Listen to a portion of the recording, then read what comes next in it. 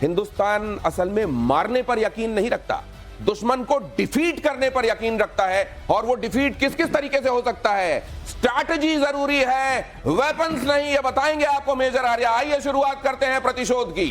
जी सबसे पहले दिनेश जी मैं आपको एक बात बताना चाहता हूं, जितने भी हमारे व्यूअर्स हैं, कि पाकिस्तान की क्या कोशिश रहेगी और भारत की क्या कोशिश रहेगी। पाकिस्तान ये जानता है कि कन्वेंशनल कैपेबिलिटी में हमारा सामना नहीं कर सकता, तो पाकिस्तान कभी भी नहीं चाहेगा कि कन्वेंशनल लड़ाई हो, क्योंकि कन्वेंशनल लड़ाई में पैसा बहुत खर्च होता है और पाकिस्तान के पास पैसे हैं नहीं। ना पाकिस्तान के पास तेल है, ना पाकिस्तान के पास फॉरेन रिजर्व्स हैं, ना पाकिस्तान के पास डिप्लोमेसी है, ना पाकिस्तान के पास इकोनॉमी है, कुछ भी नहीं है। एक पूरा इकोसिस्टम होता है जब कोई भी देश युद्ध के अंदर जाता है लड़ने के लिए। तो पाकिस्तान कभी नहीं चाहेगा। पाकिस्तान यह चाहेगा कि जैश ए मोहम्मद, लश्कर ए तैयबा जैसे जो आतंकी संगठन हैं वो भारत को धीरे धीरे मारते रहे। पिछली बार जब पाकिस्तान ने कन्वेंशनल लड़ाई लड़ने की कोशिश करी थी कारगिल में, बहुत महंगा पड़ा था, अपनी लाशें छोड़ के पाकिस्तान चला गया था, सबको पता है। अब नहीं तो ये जो जिस थप्पड़ की बात वो करता रहता है, दिखाता रहता है, जी ये न्यूक्लियर वाला थप्पड़, उसमें कोई दम है क्या? ये जो कंपैरिजन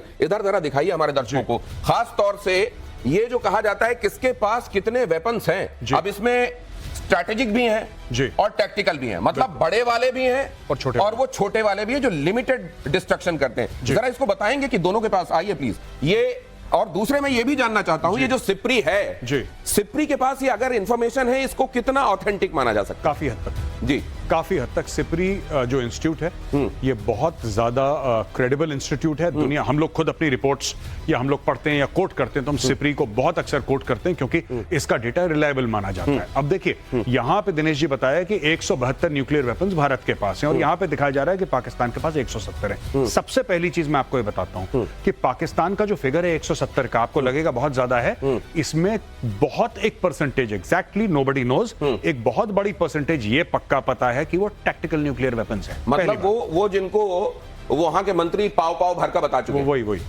बिल्कुल पाव वाले, ठीक है ना। एक तो ये बात है। दूसरी चीज ये है कि पाकिस्तान क्यों न्यूक्लियर करता है। पाकिस्तान इसलिए हमें डराने के लिए नहीं करता पाकिस्तान कि भारत वाले डर जाएंगे, उसको पता है कि उसकी सच्चाई क्लियर है। बेसिकली पाकिस्तान न्यूक्लियर इसलिए करता है क्योंकि पाकिस्तान ये चाहता है कि किसी तरीके से दुनिया का अटेंशन, देखिए, to internationalize the Kashmir issue. JD Vance आते हैं यहाँ पे, नरेंद्र मोदी सऊदी अरेबिया में होते हैं, या जो भी पूरा एक स्ट्रक्चर बनता है यहाँ पे, आप फट से जाके एक स्ट्राइक करते हैं, वही चित्ती सिंह पुड़ा मॉडल कि आपने इनोसेंट लोगों को मार दिया, ठीक है। तब कोई आया था और ये हर समय जब भी अमेरिकन प्रेसिडेंट आता है, मैं आपको छोटी सी चीज बता दूं जो लोगों को नहीं पता होगी, डोनाल्ड ट्रंप भारत आए फर्स्ट प्रेसिडेंसी में, डोनाल्ड ट्रंप गए, उनका प्लेन उड़ता है, 24 घंटे के अंदर शाहीन बाग खत्म। शाहीन बाग जो इतने समय से चल रहा था, महीनों दर महीनों, शाहीन बाग अगले दिन वो बिरयानी की डेग और तंबू सब आउट। तो ये मैसेजिंग के लिए, क्या मैसेजिंग के लिए कि यहां पे देखिए टर्मोइल चल रहा है, यहां पर देखिए कॉन्फ्लिक्ट चल रहा है? नहीं, मैसेजिंग ये होती है इंटरनेशनल कम्युनिटी को कि कश्मीर का मुद्दा जिंदा है और यहां के लोगों ने करा है एक्शन, और यहां पे एक्शन करने के बाद जो लोगों ने एक्शन करा है, इसका मतलब कि कश्मीर के लोग भारत से खुश नहीं है, इसके बारे में डिस्कशन होना चाहिए। देखिए, अगर कश्मीर में लोग मरते जी तो जाहिर सी बात है कि दुनिया भर में कवर होता, लेकिन वहां पे जेडी वैंस था, तो पाकिस्तान ने अपनी तरफ से बोला कि ये मौका जो है बिल्कुल फिट है, यहां पे टेरर स्ट्राइक कराओ, अमेरिका वाइस प्रेसिडेंट बैठा हुआ है। तो कश्मीर के मुद्दे को उठाने के लिए, उसका अंतर्राष्ट्रीयकरण करने के लिए इस बार यह किया गया है। और जब भी कोई बड़ा राष्ट्राध्यक्ष यहां होता है, पाकिस्तान की तरफ से गड़बड़ करने की कोशिश की जाती है। जरा ये अहम पहलू देखिए, इसी से जुड़ा हुआ कल एक के बाद एक 4 बैठकें होने वाली हैं भारत में। प्रधानमंत्री बैठक करेंगे, कैबिनेट सुरक्षा कमेटी की बैठक करेंगे और फिर एक और बैठक होगी पीएम की अध्यक्षता में, सीसीपीए की बैठक। ये बड़ी अहम बैठक है। आर्थिक मामलों की कमेटी की भी कल बैठक होगी। ब्रेकिंग फ्लैश कीजिए, कल मोदी कैबिनेट की भी बैठक बुलाई गई है। ये बैठकें और इस बार क्योंकि सीसीएस की एक बैठक पहले हो चुकी है, ये इधर से क्या संदेश मिल रहे हैं? देखिए दिनेश जी, मैंने तो कभी नहीं ऐसा देखा जब से मैं फॉलो कर रहा हूं न्यूज, और काफी मुझे भी साल हो गए, कि कभी सीसीएस की बैठक इतनी क्लोज 2 बैठकें हुई हैं। सीसीएस की बैठक होती है मतलब कोई बड़ा मामला हो गया है। ये 7-8 दिनों में दूसरी बार होना, एक तो ये चीज है, पहली चीज। दूसरी बात, वो पूरे जो उनकी पॉलिटिकल कमेटी है उनकी मीटिंग हो रही है, पूरे कैबिनेट की मीटिंग हो रही है, जो इनके जो फाइनेंस वाले हैं वो सारे मिल रहे हैं इसके अंदर, जो भी 4 बैठकों की आप बात कर रहे हैं। तो ये जो पूरा हो रहा है ना, this is a model for military conflict. ये फौजी कार्रवाई का मॉडल है, क्योंकि फौजी कार्रवाई ऐसे ही देखिए, अब जो फाइनेंस वाले बैठे हैं उनका आप बोलेंगे उनका क्या काम है? पैसे देने के लिए नहीं। उसमें यह डिस्कशन होगा कल कि भाई अगर हम कुछ करते हैं तो स्टॉक मार्केट पे कितना इंपैक्ट होगा, राइट, और चीजों में, बिजनेस पे, इंपोर्ट एक्सपोर्ट पे। फिर वो लोग ये बताएंगे कि नहीं साहब ये आपकी सप्लाई चेन है, इस पे इंपैक्ट हो सकता है। फिर फॉरेन जो ऑफिस वाले हैं वो कुछ और बताएंगे। तो ये सब इनपुट लिए जाएंगे। तो ये इसलिए ये बैठ के हो रही है। और इस बीच ये भी बता दें कि अगर ये इंडिकेटिव है सेंटिमेंट्स के हिसाब से किस देश का असल में जो इंडिकेट करने वाला वहां की इकोनॉमी का उस समय का जो इंडाइसेस हैं वो क्या दिखाते हैं, तो पाकिस्तान का पहले ही प्लूमेट कर रहा है। हिंदुस्तान का भी आप देख रहे हैं ऊपर जा रहा है। डीजल और पेट्रोल की कीमतें पाकिस्तान रुपीस के हिसाब से वहां 267 रुपए पाकिस्तान की करेंसी के हिसाब से 1 लीटर का दाम वहां पर चल रहा है। इससे आप अंदाजा लगा सकते हैं कि पहले ही क्या हाल है।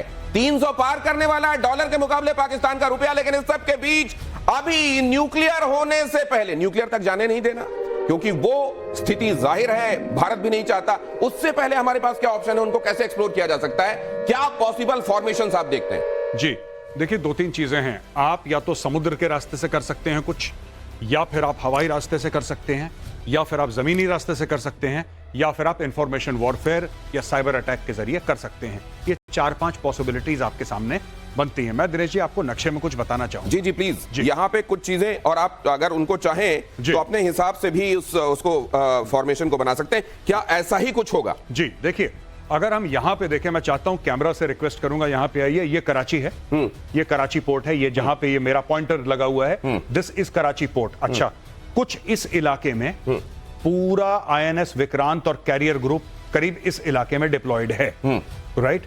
इस इलाके से पाकिस्तान का तेल आता है, इस इलाके से जहां पे मेरा स्टाफ जा रहा है, वो मैप पे नहीं इलाका है जी। सिर्फ यहां पे खड़ा होना कैरियर ग्रुप को, आप पूरे इलाके को ब्लॉकेड कर सकते हैं, क्योंकि कैरियर ग्रुप में सिर्फ एयरक्राफ्ट कैरियर नहीं है, कैरियर ग्रुप में आपके सबमरीन्स हैं, आपके डिस्ट्रॉयर हैं, आपके फ्रिगेट्स हैं, आपकी मिसाइल बोट्स हैं, आपका एक पूरा इकोसिस्टम है। यहां पे फाइटर जेट्स हैं उसके अंदर, पूरी की पूरी स्क्वाड्रन्स पड़ी हैं। तो ये कहना कि इसके बाद पाकिस्तान इस चुंगल से निकल जाएगा बड़ा मुश्किल है। ये एक तरीका है जो कि नेवी का तरीका है, सिर्फ ओनली नेवी। तो ये नेवी वाले ऑप्शन में से, पॉसिबल ऑप्शंस में से एक है कि आपने कुछ नहीं करा, आपने ब्लॉकेड करा। दूसरा ऑप्शन ये है कि ठीक है, अगर आपको काइनेटिक करना है तो यहां पे जो पाकिस्तान की कोई बोट्स हैं या पाकिस्तान के कोई शिप्स हैं, आप उनके साथ एंगेज कर सकते हैं। आप उनको हिलने दे दें और कोई अग्रेसिव मनूवर हो, फिर आप उनको एंगेज कर सकते हैं। एंगेज मतलब उनके ऊपर गोलीबारी करना, राइट। नाउ ये तो हो गया आपका एक मैटर। दूसरी चीज है कि अगर आप देखेंगे कि जहां पे एयरक्राफ्ट है वहां, राइट, नाउ दिस इज, ये जोधपुर है, जोधपुर में भी स्क्वाड्रन है। यहां पे जूम कीजिए जी, ये जोधपुर के स्क्वाड्रन को आप बता रहे हैं, मतलब अभी हमारे जो फाइटर जेट्स हैं इन जगहों पर रेडी मोड में जी। ये नहीं, रेडी मोड में तो पूरे इंडिया में है जी, पूरे भारत में रेडी मोड में, ऐसा नहीं है कि आज की तारीख में। They are locked and cocked and ready to go forward जगहों पर यहां। हाँ, और ये सिर्फ 2 बता रहा हूं, ऐसे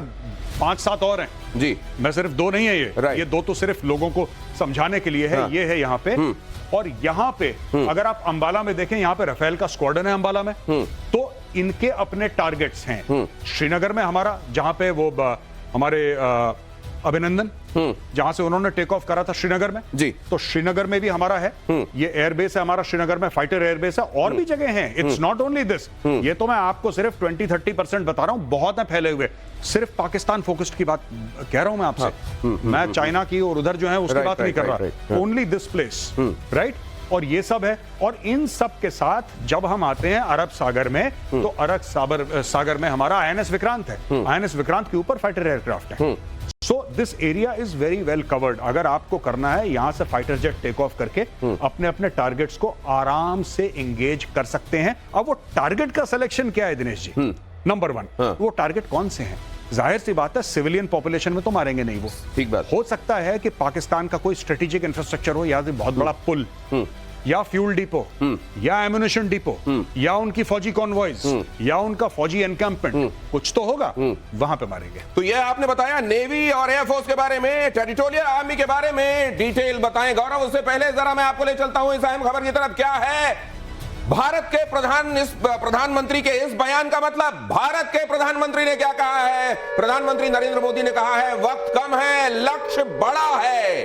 क्या मतलब है इस बात का? यहां इस कॉन्क्लेव में प्रधानमंत्री नरेंद्र मोदी का बयान, हमारे पास सीमित समय है और लक्ष्य बड़े। हालांकि उन्होंने कहा कि इस समय के संदर्भ में इसको मत देखिए, हमने अपने आप को विकसित देश बनाने के संदर्भ में जो डेडलाइन दी है उसके हिसाब से हमारे पास वक्त कम और बहुत कुछ किया जाना है। लेकिन